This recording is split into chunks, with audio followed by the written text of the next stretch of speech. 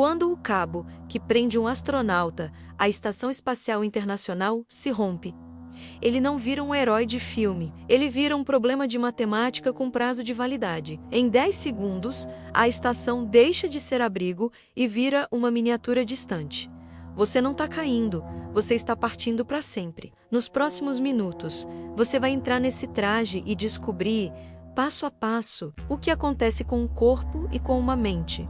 Quando o cabo falha, o oxigênio começa a cair e Houston para de responder. O mais incômodo é que isso não é ficção científica. É física. Caminhadas espaciais são operações planejadas, cheias de cabos de segurança, sistemas de manobra e protocolos de emergência. Mesmo assim, a história já registrou capacetes enchendo de água, trajes inflando demais e quase acidentes que poderiam ter terminado em silêncio absoluto. É nesse limite entre o controle e o caos que nasce o medo de flutuar para sempre no espaço. Se um astronauta se solta longe demais, ele não cai, não volta nadando e não espera um resgate cinematográfico. Essa é a resposta simples. O jeito como isso acontece, minuto a minuto, é o que realmente assusta. Quando o cabo que te prende à Estação Espacial Internacional se rompe, não há sirene, não há explosão. Há um estalo seco, quase insignificante, e de repente tudo que é familiar começa a se afastar em silêncio. Nesse instante,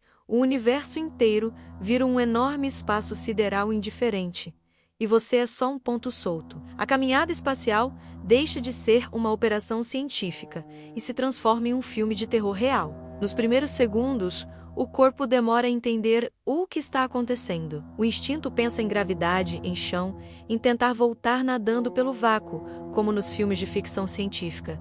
Só que, no espaço, isso não funciona. A física, fria e silenciosa, dita outra regra.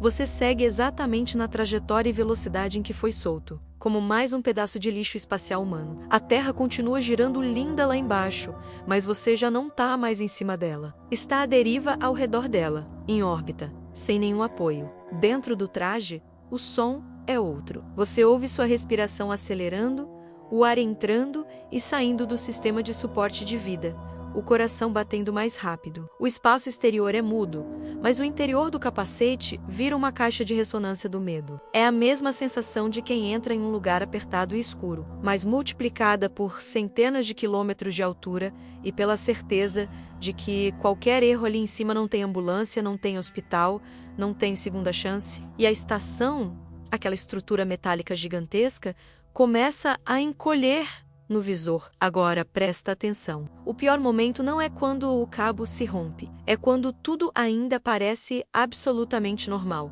É exatamente por isso que existem as linhas de segurança, essas cordas de alpinista em versão espacial, presas à Estação Espacial Internacional. Elas são feitas para aguentar esforços extremos, mudanças bruscas de direção, pequenos impactos, mesmo assim, incidentes reais, como ferramentas escapando das mãos de astronautas e desaparecendo no espaço. Mostram que qualquer coisa que não está presa some para sempre. Quando você vê uma chave de fenda flutuando e sumindo no abismo, é impossível não imaginar a mesma cena com o corpo inteiro. E, em alguns casos, o perigo nem precisa vir do cabo. Ele pode entrar pelo capacete, gota por gota. Foi isso que aconteceu com Luca Parmitano em 2013.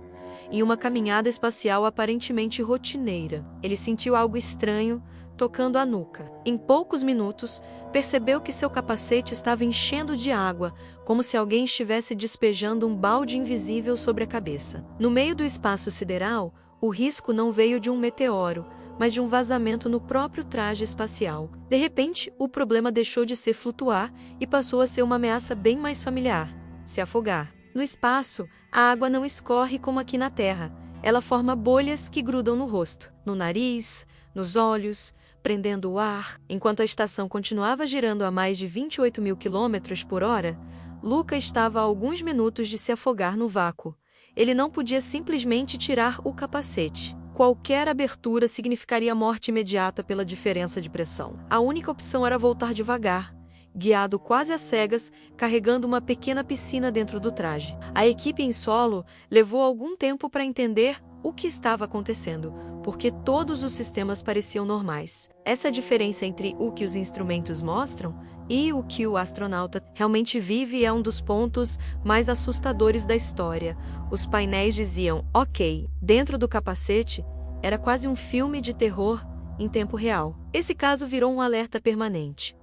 Até o traje, símbolo máximo da tecnologia espacial, pode se transformar no inimigo. E se isso já aconteceu com alguém que ainda estava ligado à estação, dá para imaginar o que significa enfrentar o espaço completamente solto, sem cabo e com o oxigênio caindo segundo a segundo. Aqui muda tudo. A partir desse instante, não é mais uma caminhada espacial com volta garantida. É uma trajetória que, se passar de um certo ponto, ninguém consegue puxar de volta. Quando um astronauta perde o contato com a estação e fica solto, ele não cai nem flutua para o infinito. Ele se transforma, na prática, em um novo satélite da Terra.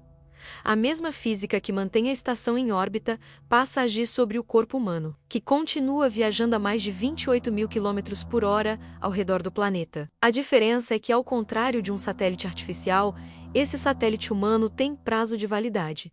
O tempo que o sistema de suporte de vida do traje consegue manter alguém vivo. O espaço sideral não puxa nem empurra você de volta para a nave. Ele simplesmente deixa que você siga na trajetória em que foi solto. Uma pequena diferença de velocidade ou direção já é suficiente para que a órbita do corpo fique um pouco mais alta ou mais baixa do que a da estação. Com o passar das voltas ao redor da Terra, essa diferença aumenta, como duas linhas que começam quase juntas e se afastam cada vez mais. Do lado de dentro do capacete, isso é ainda mais aterrorizante. A estação some no fundo escuro, e a sensação é de abandono absoluto. E aqui está o erro que quase todo mundo comete. Mover braços e pernas não ajuda. No vácuo, não existe nadar. Qualquer gesto errado só piora a rotação. É como tentar se equilibrar em gelo liso, sem chão, sem freio e sem nada para segurar. O universo não puxa, ele apenas não segura. Durante algumas horas, esse satélite humano continua consciente, respirando, vendo a Terra lá embaixo e ouvindo o próprio coração. Ele sabe que cada volta pode ser a última em que ainda está vivo. Sabe que a física não vai negociar, que nenhum foguete extra vai ser lançado só para buscá-lo. É o tipo de situação em que até as melhores tecnologias parecem pequenas demais. E nesse momento, a pergunta que vem à cabeça de muita gente é simples. Por que a estação simplesmente não liga os motores e vai atrás? Agora vem a parte que quase todos os filmes erram. A ideia de que a nave simplesmente vira, acelera e vem te buscar é confortável, mas é falsa. Na realidade, a Estação Espacial Internacional e qualquer veículo acoplado a ela tem combustível extremamente limitado. Cada mudança de órbita exige um gasto enorme de energia, e qualquer manobra mal calculada pode colocar toda a estação em risco. Não é falta de vontade de resgatar. É uma conta que não fecha. Para alcançar um astronauta que se afastou demais, seria preciso alterar a órbita para se alinhar de novo com a trajetória daquele corpo em movimento. Isso significa acelerar, frear, reajustar a altitude, tudo com combustível contado. Não é virar o volante de um carro. É como tentar mudar o caminho de um navio cargueiro gigantesco para resgatar um único bote, com um tanque quase vazio. Se o combustível acaba, a estação perde a capacidade de manter a própria órbita, e o problema deixa de ser uma pessoa em perigo para se tornar uma crise para toda a tripulação. Além disso, pequenas diferenças de velocidade em órbita se transformam em grandes distâncias em pouco tempo. Um corpo girando sem controle, talvez sem comunicação clara, rapidamente sai da zona de alcance de qualquer manobra segura. Cada tentativa apressada de aproximação aumenta o risco de perder mais de um astronauta ou danificar estruturas críticas. Por isso, em muitos cenários, a única decisão viável é aceitar que aquele resgate não vai acontecer. Tudo isso enquanto o oxigênio continua caindo. O espaço não precisa de má vontade para ser cruel. Ele só obedece à matemática. Só que o espaço não assusta apenas quando o cabo rompe, mesmo em uma caminhada espacial normal. Já existe um momento que faria muita gente entrar em pânico: a passagem pela sombra da Terra. A estação dá uma volta completa no planeta em cerca de 90 minutos. A cada 45 minutos, mais ou menos, ela entra em uma região em que o Sol some completamente e tudo fica escuro. Do lado de fora, preso à estrutura, Você vê a luz do dia desaparecer quase de uma vez, como se alguém tivesse apagado o universo. Nesse breu, a sensação de estar pendurado no nada fica ainda mais intensa. Só as luzes do traje e da estação recortam um pedaço minúsculo da realidade. O resto é um espaço negro pontilhado por estrelas que não piscam, frias, distantes. Se você já sentiu desconforto em quarto escuro, imagine essa sensação sabendo que, do outro lado do visor, não há paredes, não há chão, não há ar. Há apenas uma queda eterna em torno da Terra, sustentada pela gravidade e pela velocidade absurda da órbita. E isso é em uma caminhada que está dando certo. Agora imagina passar por essa escuridão estando solto, sem cabo. O único ponto de referência que você tinha, a estação, pode desaparecer ao entrar na sombra. Por alguns minutos, tudo que você vê é preto, não dá para distinguir o horizonte, não dá para saber se está de ponta cabeça ou não. A vertigem cósmica de estar caindo em direção a lugar nenhum se torna quase física, mesmo sem chão sob os pés. E isso é só o pano de fundo. O vilão principal ainda está por entrar em cena. A partir do momento em que você está solto e longe demais, o espaço deixa de ser apenas cenário e vira um cronômetro. O sistema de suporte de vida dentro do traje foi projetado para algumas horas de caminhada perto da estação, não para uma deriva sem fim. Cada respiração tira alguns segundos do seu tempo total de vida. Respirar fundo para tentar se acalmar consome oxigênio. Prender a respiração não adianta, porque o sistema controla a pressão e fluxo. Não existe truque. Existe apenas assistir os números caindo no visor. Em condições normais, uma atividade extraveicular pode durar de 5 a 8 horas. Isso considerando movimentos controlados, nervos sob controle e uma rota de retorno clara. Quando o pânico entra, o consumo de oxigênio sobe, o coração dispara, a respiração acelera, o corpo queima recursos para lidar com o estresse. Em vez de 8 horas, você pode ter 4, 3 ou menos. O espaço sideral não discute com o seu desespero. Ele só soma quanto ar ainda resta. No começo, o traje continua igual. O ar ainda chega, a pressão interna continua estável. O visor mostra os números caindo devagar.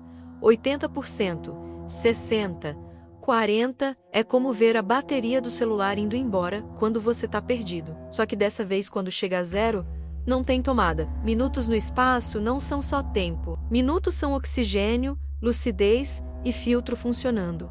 O vilão invisível não é só a falta de ar, é o dióxido de carbono que você mesmo exala. Quando o sistema de filtragem satura, o traje se transforma em um caixão pressurizado, contando os segundos até a asfixia. Mesmo assim, a mente insiste em procurar saídas improváveis, tentar girar o corpo do jeito certo, imaginar que alguém vai arriscar tudo e vir buscar você. E é nesse momento que começa a parte mais traiçoeira.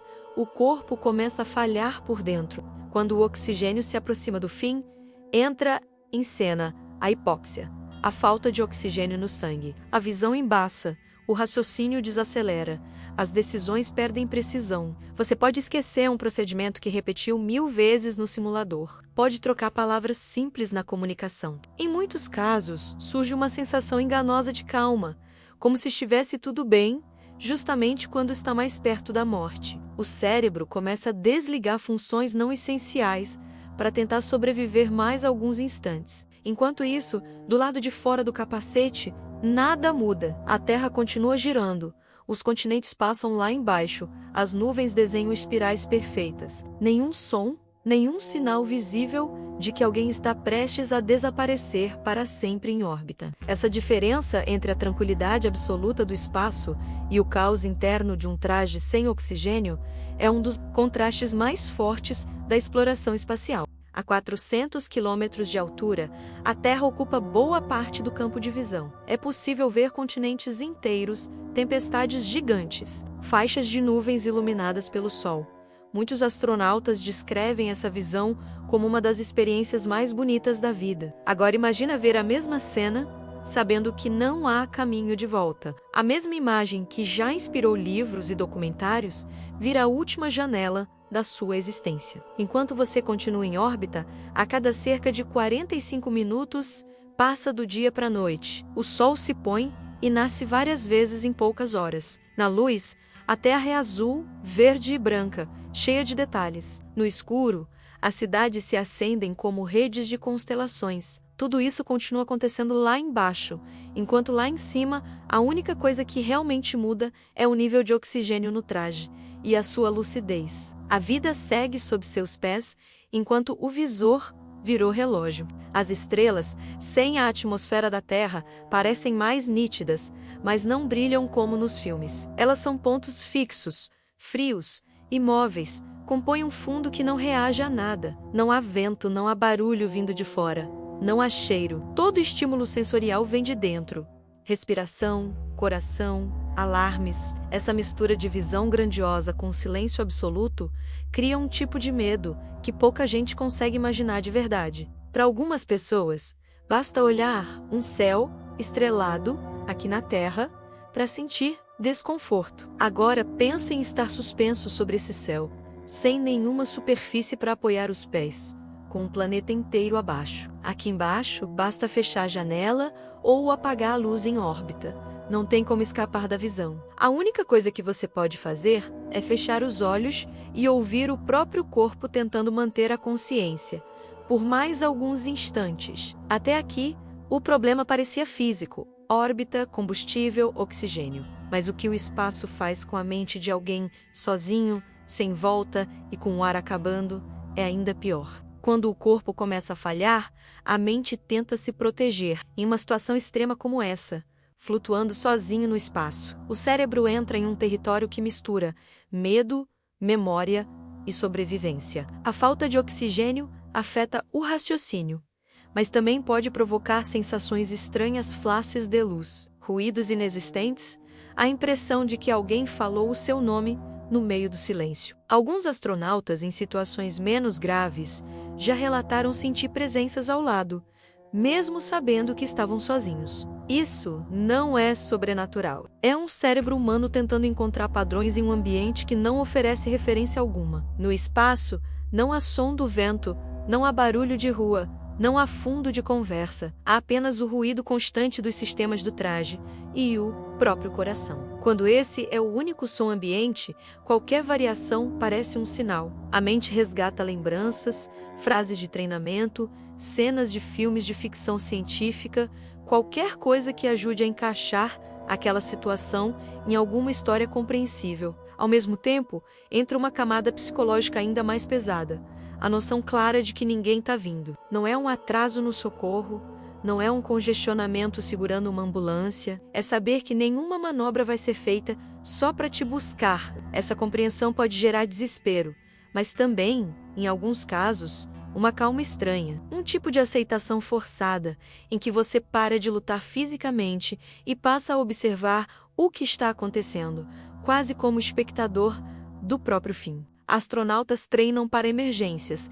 isolamento e situações de estresse. Passam horas em simuladores, em ambientes fechados, em câmaras de treinamento, mas nenhuma simulação em piscina ou laboratório reproduz exatamente a mistura de altura, risco real e consciência de fim iminente que existe do lado de fora da Estação Espacial Internacional. É como treinar para nadar em piscina e acordar, de repente, no meio de um oceano profundo à noite, sem costa à vista. As habilidades ajudam, mas o cenário é outra categoria de perigo. Em 1965, Alexei Leonov realizou a primeira caminhada espacial da história. Quando se afastou da cápsula, tudo parecia correr bem, até que o traje começou a inflar mais do que o previsto.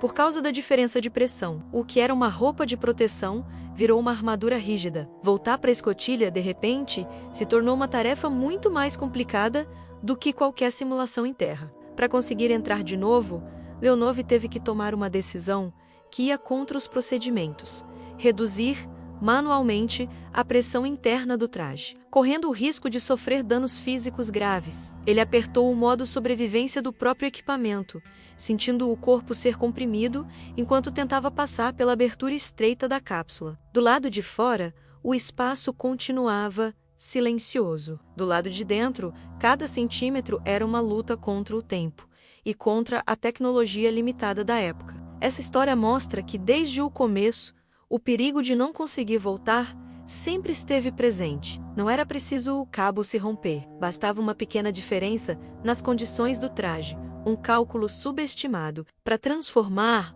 um momento histórico em quase funeral. Hoje, com trajes modernos, sistemas avançados de suporte de vida e materiais reforçados, é fácil esquecer que a exploração espacial foi construída em cima de tentativas arriscadas. O risco de ficar do lado de fora sem conseguir voltar continua fazendo parte da equação. A diferença é que, agora, ele é calculado com muito mais cuidado. Mesmo assim, ninguém sério diria que o risco é zero. O espaço não perdoa orgulho, nem excesso de confiança. Anos depois de Leonov, o mundo viu uma imagem que parece até hoje cena de ficção científica. Um astronauta completamente solto, afastado do ônibus espacial, com nada visível prendendo o corpo ao veículo. Era Bruce McCandless, em 1984, testando uma mochila de manobra chamada Manned Maneuvering Unit. Na foto, ele aparece pequeno, flutuando sobre a Terra, rodeado apenas por espaço. Por trás daquela cena, havia muito cálculo. A mochila tinha tanques de gás, controles precisos, redundâncias. McCandless treinou exaustivamente para cada movimento. Mesmo assim, colegas e engenheiros admitiram que o teste carregava uma dose alta de risco. Se algo falhasse, se algum bocal entupisse, se ele perdesse orientação por alguns segundos, o cenário de virar um satélite humano deixava de ser teoria. A foto que virou pôster poderia ter se tornado o registro de um desastre. Depois de alguns voos com essa unidade, a NASA decidiu não usar lá mais no dia a dia. A agência concluiu que o risco de ter alguém tão solto, tão longe da nave, não compensava. Em vez disso, adotou o sistema Safer, uma versão menor e mais limitada de propulsor preso às costas, pensada como auxílio de emergência, não como convite para grandes passeios. A mensagem ficou clara: dá para voar livre no espaço, mas o preço de um erro pode ser definitivo. Hoje, nenhuma agência séria autoriza uma caminhada espacial sem uma teia de segurança. Cada astronauta sai da estação conectado por pelo menos um cabo. Muitos levam o sistema Safer nas costas, com pequenos jatos que funcionam como empurrão de emergência para corrigir desvios curtos. Tudo isso existe porque a ideia de alguém se soltar e sumir no espaço não é fantasia. É um risco real que a engenharia tenta empurrar para um nível mais baixo possível. Mesmo assim, relatórios de missões mostram que pequenos incidentes continuam acontecendo. Ferramentas que se soltam, sacolas de equipamentos que escapam, objetos que giram e somem para sempre no espaço. Cada vez que isso acontece, engenheiros encaram como aviso. Se um objeto inanimado pode fugir, uma pessoa também poderia, se uma etapa fosse negligenciada. Por isso, a rotina de checagens antes de um astronauta sair da escotilha é repetitiva, detalhada, quase obsessiva. É o tipo de chateação que salva vidas. Os treinamentos de caminhada espacial incluem horas em piscinas gigantes, onde os astronautas simulam microgravidade e praticam movimentos com cabos e ferramentas. Eles aprendem a manter sempre pelo menos um ponto de ancoragem, a testar cada engate, a desconfiar de qualquer clique estranho. A ideia é transformar essas atitudes em reflexo. Lá fora, cada segundo gasto pensando é um segundo a menos para reagir. Quando o oxigênio acaba e o coração finalmente para, a história do astronauta não termina na hora. No espaço, não existe vento para carregar odores, nem bactérias suficientes para decompor um corpo como aqui na Terra. A baixa pressão e as temperaturas extremas fazem o que conseguem. A água nos tecidos congela, os líquidos evaporam aos poucos, e o que sobra é uma espécie de múmia em órbita. A pessoa deixa de ser passageiro vivo e passa a ser literalmente mais um objeto em movimento ao redor do planeta. Esse corpo continua seguindo a mesma órbita que seguia antes da morte, obedecendo às mesmas leis da gravidade que mantém satélites e estações. Com o tempo, a resistência residual da atmosfera vai roubando energia dessa trajetória, fazendo a órbita baixar lentamente. Em algum ponto distante no futuro, esse satélite humano pode começar a entrar em camadas mais densas do ar e queimar por atrito, voltando para a Terra não como corpo reconhecível, mas como partículas espalhadas. É um fim silencioso, sem cortejo, sem música dramática. Só física. Enquanto isso não acontece, o corpo pode ficar anos, até décadas, completando voltas ao redor da Terra. Aqui embaixo, o mundo segue. Novas missões são lançadas, outras pessoas chegam ao espaço. Lá em cima, aquele traje se torna parte do cenário de lixo espacial, misturado a pedaços de foguetes e satélites velhos. A diferença é que por trás daquele visor congelado, houve uma história, um treino, uma família. Diante de tudo isso, surge uma pergunta inevitável. Sabendo dos riscos, por que ainda existem pessoas dispostas a vestir um traje, prender um cabo e sair da segurança relativa da estação para enfrentar o espaço direto no visor? A resposta mistura ciência, responsabilidade e algo profundamente humano: a vontade de ir além. Cada caminhada espacial serve para consertar, montar ou melhorar algo que mantém não só aquela missão viva, mas toda a infraestrutura que permite estudar o universo, monitorar a Terra e preparar futuras viagens interplanetárias. Quem se torna astronauta conhece essas histórias, lê relatórios de incidentes, sabe de casos como o de Alexei Leonov, que quase não voltou, e de Luca Parmitano, que quase se afogou no próprio capacete.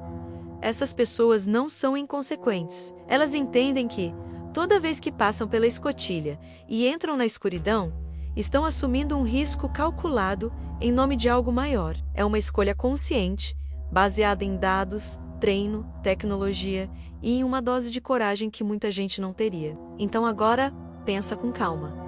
Depois de tudo que você viu aqui, você ainda teria coragem de sair pela escotilha da estação e encarar o espaço aberto, confiando apenas em um traje, em alguns cabos e na física que não perdoa nenhum erro. Essa história não é só sobre astronautas, é sobre aceitar riscos extremos em nome de algo maior, sabendo que, em alguns cenários, ninguém pode voltar para te buscar. Se você estivesse lá fora agora, qual seria a última mensagem que enviaria para a Terra? E o que foi mais assustador para você? A solidão do satélite humano ou a ideia de se afogar dentro do próprio capacete? Escreve isso nos comentários. Se esse mergulho no pavor cósmico mudou a forma como você olha para o espaço, clica em gostei, se inscreve e ativa as notificações. Aqui a gente não conta histórias bonitas, a gente mostra a verdade crua por trás da exploração espacial. E se você quer continuar nessa sequência de risco real, decisões frias e silêncio absoluto, assista agora ao vídeo A Volta Mais Perigosa da Lua, O Silêncio Antes do Fim, sobre a Apollo 13. 3 homens, oxigênio vazando, a Terra longe demais e o espaço esperando o próximo erro. Essa história não termina aqui.